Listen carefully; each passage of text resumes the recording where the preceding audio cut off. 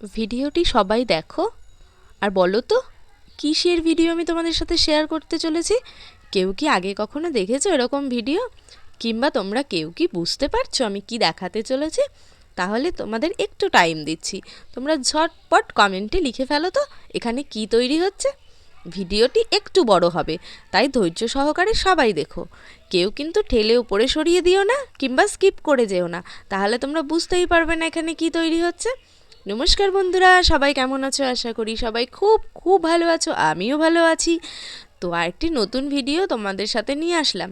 আগে কখনো এই ভিডিও কেউ দিয়েছে কি না আমার জানা নেই, তবে কেউ যদি দেখে থাকো অবশ্যই আমাকে কমেন্টে জানাতে ভুলো না। এখানে তৈরি হচ্ছে, কি তৈরি হচ্ছে? আমি এই ভিডিওটি করার জন্য চলে গেছিলাম পাশেই দাদার বাড়িতে। দাদারা অনেক দিন ধরেই এই বিজনেসটা করে থাকে, বাট এটা নতুন। এখানে তৈরি হচ্ছে আমাদের একটা প্রিয় খাবার, জনপ্রিয় খাবার ফুচকা। দাদারা এই নতুন মেশিনটি এনেছে দেখে আমি বললাম চলো একটু ভিডিও করে বন্ধুদের সাথে শেয়ার করি।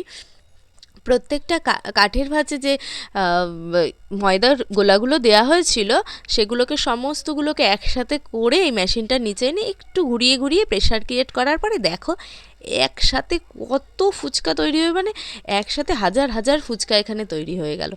তো আগে তোমাদের এই দাদাদের বাড়ি থেকেই ফুচকার ভিডিও আমরা শেয়ার করেছিলাম। দাদা তখন কাঠের জালে ফুচকা করতো, বাট আজ যেহেতু মেশিনে প্রচুর ফুচকা একসাথে হচ্ছে তাই গ্যাসে ভাজা হচ্ছে।